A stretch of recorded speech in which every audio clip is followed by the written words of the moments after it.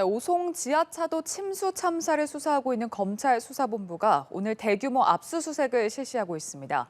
국무조정실은 충청북도와 행복청 관계자들을 검찰에 추가 수사 의뢰했는데요. 한편 경북 예천에서는 실종자 2명에 대한 수색 작업이 열흘째 이어지고 있습니다. 수사 관련 내용과 수색 작업 그리고 호우 대비 상황까지 장석환 대진대 스마트건설환경공학부 교수와 자세히 알아보도록 하겠습니다. 어서 오십시오. 예, 안녕하십니까. 네, 국무조정실이 오송 지하차도 사망 사고와 관련해서 총 12명을 검찰에 수사 의뢰했습니다. 예. 자, 중대한 직무 유기 혐의가 발견돼 수사를 의뢰했다 이렇게 밝혔거든요. 예. 자, 지금 인재라는 지적이 잇따르고 있는 상황인데 수사에 있어서 어떤 부분이 좀 중점적으로 이루어져야 할 거라고 보시는지요?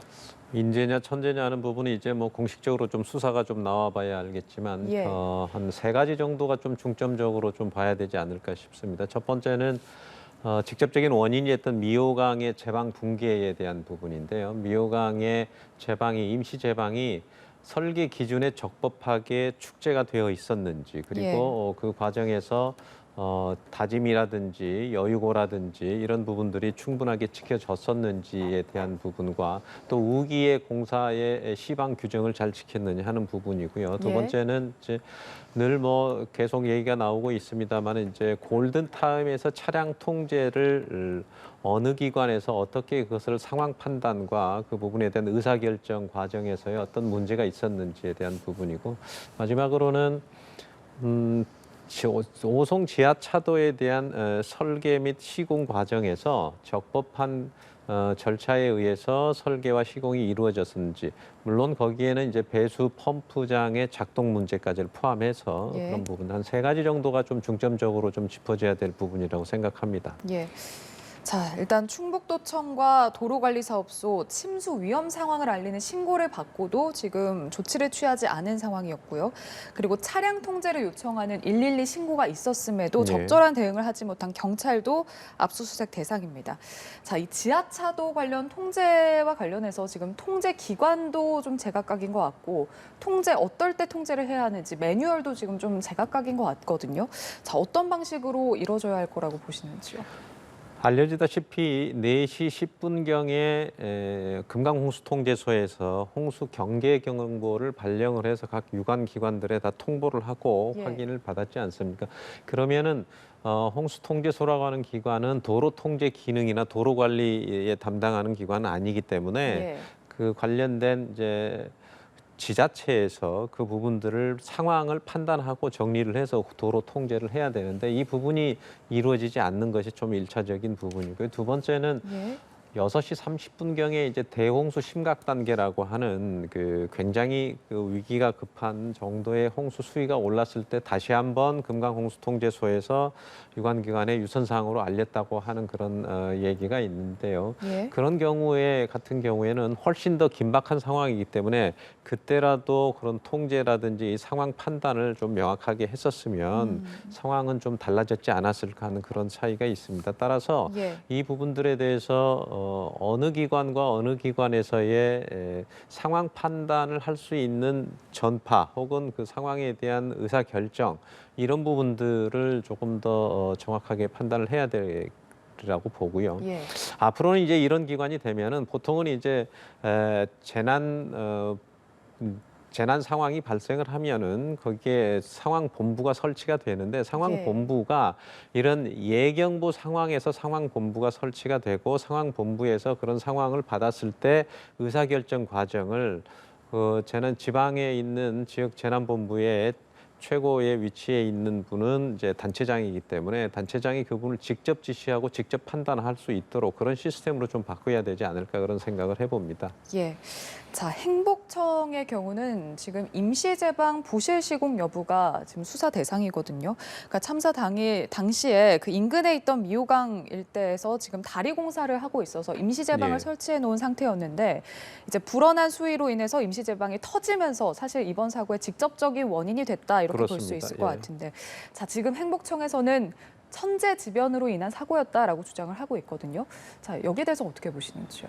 지금까지 나온 이제 여러 가지 상황이나 정황 그리고 나온 여러 가지 증언 이런 것들을 좀 살펴보면은요. 예. 물론 이제 공식적으로 정확하게 그 부분에 대한 판단을 좀 해야 되겠지만 지금까지 나온 상황을 종합해 보자면 임시 제방이 기존 제방보다도 한 1.5m 정도 더 낮았고 그리고 그 부분들에 대해서 충분하게 다짐의 형태로 되어 있지 않았던 것으로 보여집니다. 따라서 이 부분들은 제방의 축조 기준인 하천 설계 기준에 나와 있는 제방 축조 기준에 좀 부합하지 않는 것으로 그렇게 판단이 됩니다. 예. 이 부분 역시 이제 여러 가지 것들을 좀 조사해서 나와서 봐야 되겠지만 제방이라는 게 임시 제방을 만들 때나 본 제방을 만들 때나 같은 형태와 같은 방법으로 축조를 해야 되는데 충분하게 설계 기준에 대한 부분들을 지켜졌는가 그리고 설계 홍수량의 그 위에 있는 여유고의 그 높이까지를 축조를 했는가 이 부분이 됩니다.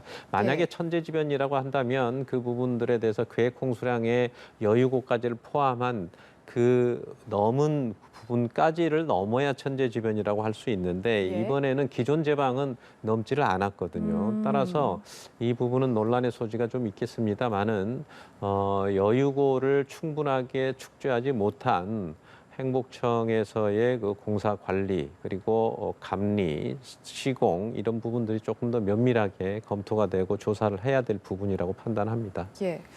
자, 그 행복청 측에 따르면 이 미호천이 범람하기 직전에 임시제방에 톤백 시공을 했다라고 했거든요. 예. 그러니까 톤백이 그 1톤짜리 마대, 흙을 꽉 가득 예, 채운 그 그렇습니다. 마대를 예. 톤백이라고 하는데 톤백 시공을 했다라고 밝혔는데 일단은 그 침수 사고 전에 그 임시제방을 목격한 인근 주민들에 따르면 자, 톤백도 몇 개 보이지 않았고 그리고 천막도 군데군데 벗겨져 있었다. 이렇게 지금 목격자 증언이 나왔습니다. 예. 자, 이 톤백 시공과 관련해서 범람 직전에 임시제방에 톤백을 시공을 했다.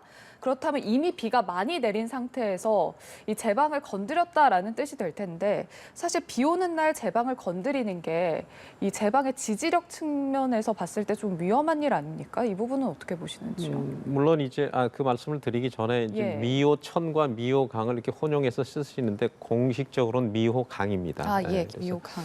예.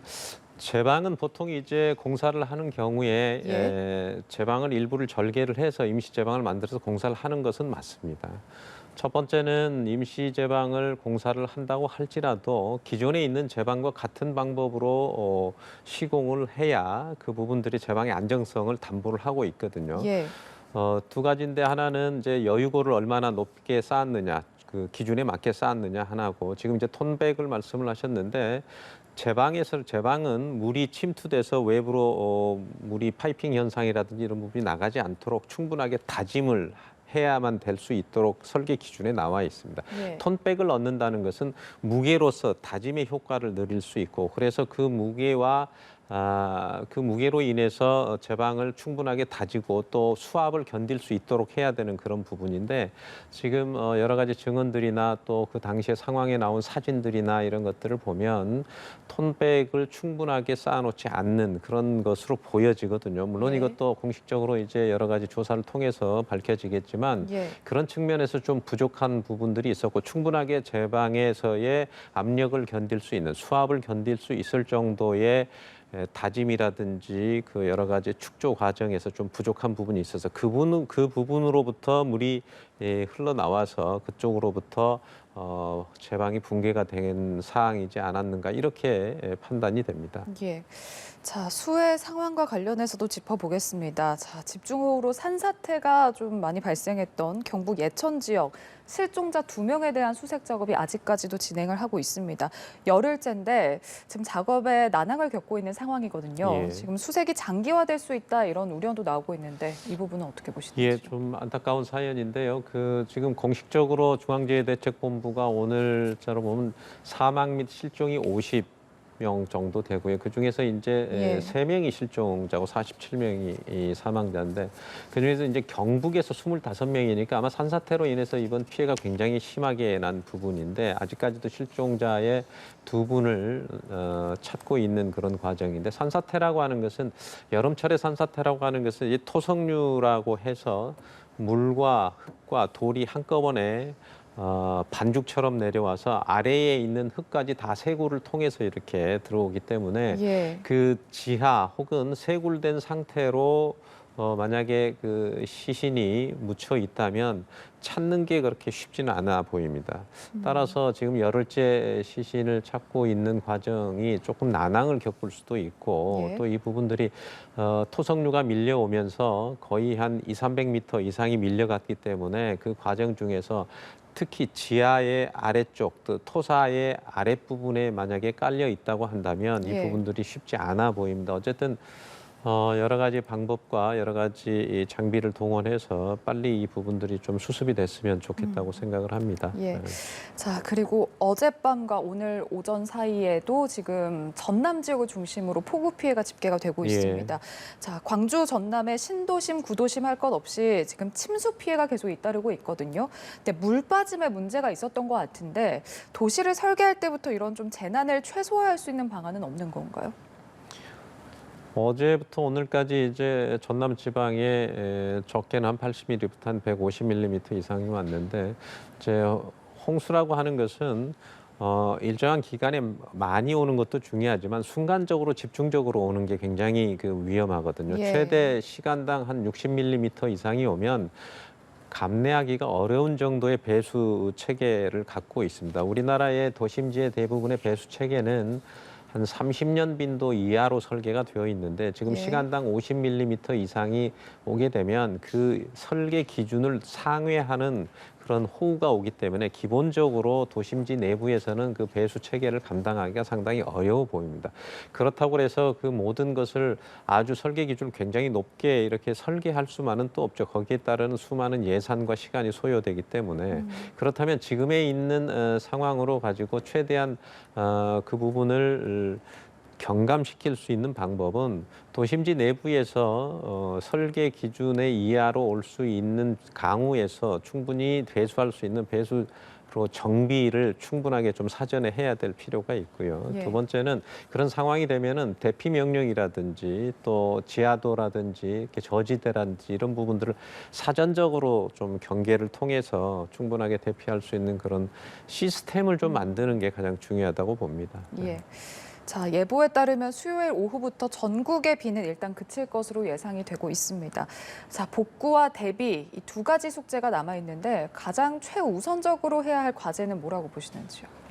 복구는 이제 지금 응급 복구가 있고 항구 복구가 있는데요. 응급 예. 복구는 제일 먼저 해야 될 게 이제 주민들이 지금 이재민들의 피해를 경감시킬 수 있고 생활을 할 수 있도록 아마 주택 그 복구가 가장 우선적이라고 보여집니다. 예. 그리고 이제 사회 간접 시설이라든지 이런 부분들은 이제 중기적인 부분이고 제가 좀 강조드리고 싶은 것은 예방과 대응과 복구 이런 3단계가 있는데 예방의 단계가 훨씬 더 중요하다. 지금까지 우리나라의 모든 재난 관리는 대응과 복구 위주로 되어 있는데 예. 대응과 복구보다는 예방을 함으로써 대응과 복구가 훨씬 더 피해가 경감될 수 있고 연구에 따르면은 예방을 통해서 복구나 대응을 할 수 있는 그런 기준을 보면 5배 내지 한 7배 정도가 더 훨씬 경감이 된다고 되어 있습니다. 따라서 예.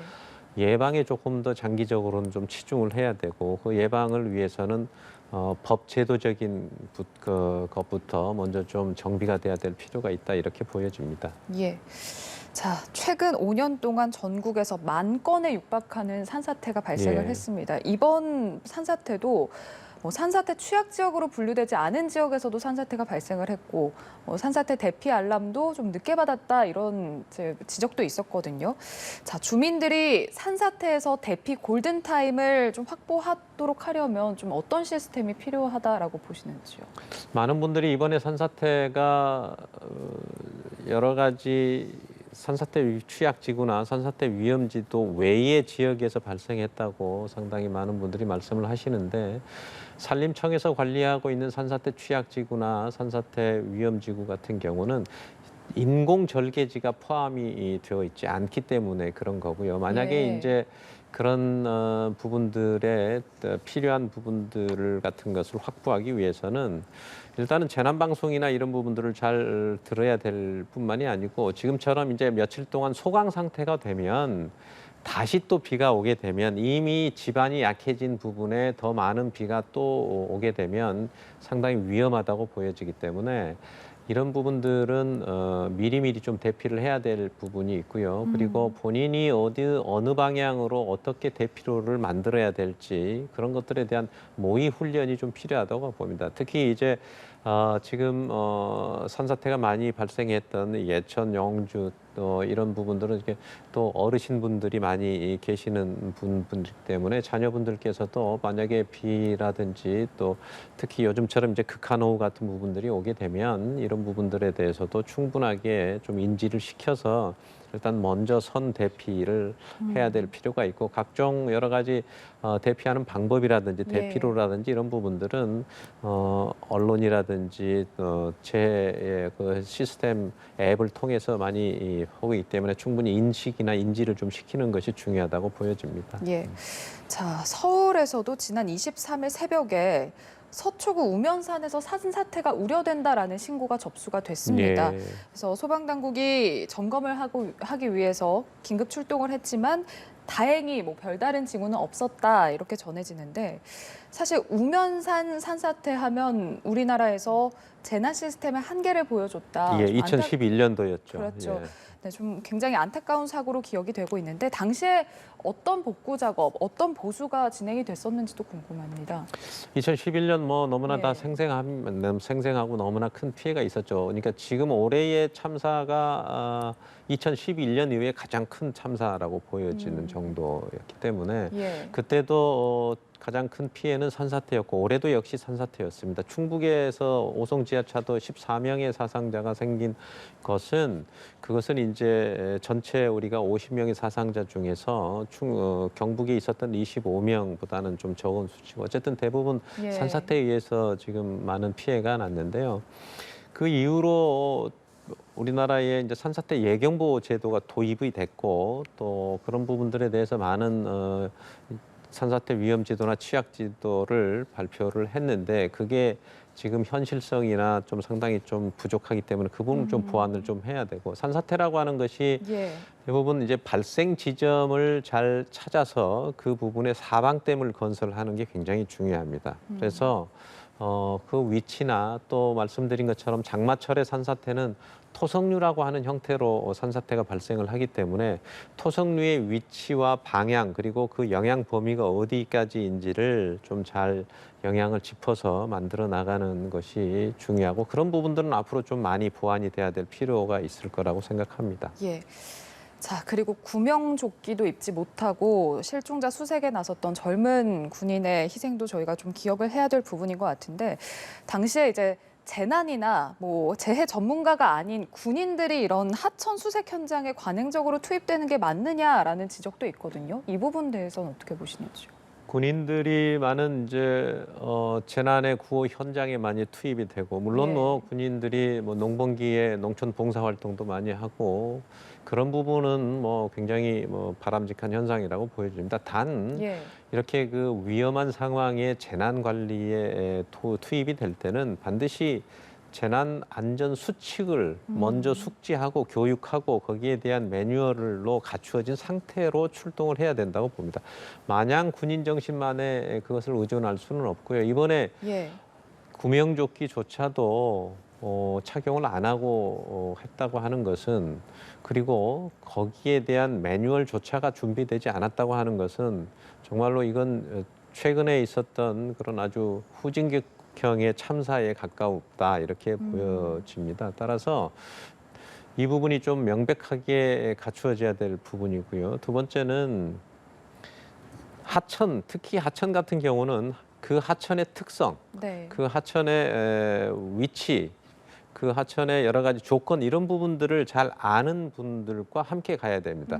지금 사고가 났던 그 내성천이라고 하는 것은 굉장히 만곡, 굉장히 구불구불한 하천에다가 그 위에 상류에 영주댐이라고 하는 그 대형 댐이 있어서 예. 영주댐에서 방류를 하는 경우에는 초속 5m 이상의 굉장히 빠른 물살을 가지고 있거든요. 또 영주댐이 위치하고 있는 지금 내성천은 바닥이 거의 다 모래 바닥이기 때문에 굉장히 발이 빠지기고 쉽고 하상이 일정하지가 않고 굉장히 변동이 심한 하천이기 때문에 예. 걸어가다가도 푹 빠지는 그런 경우들이 굉장히 많이 있습니다. 따라서 그런 하천의 위치에서 재난 훈련이나 재난을 봉사활동을 갈 경우에는 예. 하천의 특성과 그리고 그때의 홍수의 상황 이런 것들을 아주 면밀하게 분석한 다음에 그것에 대한 주지와 거기에 대한 필요한 여러 가지 조치들을 통해서 먼저 시행을 해야 되는 그런 부분이 좀 부족하지 않았나 이런 생각을 합니다. 예, 알겠습니다.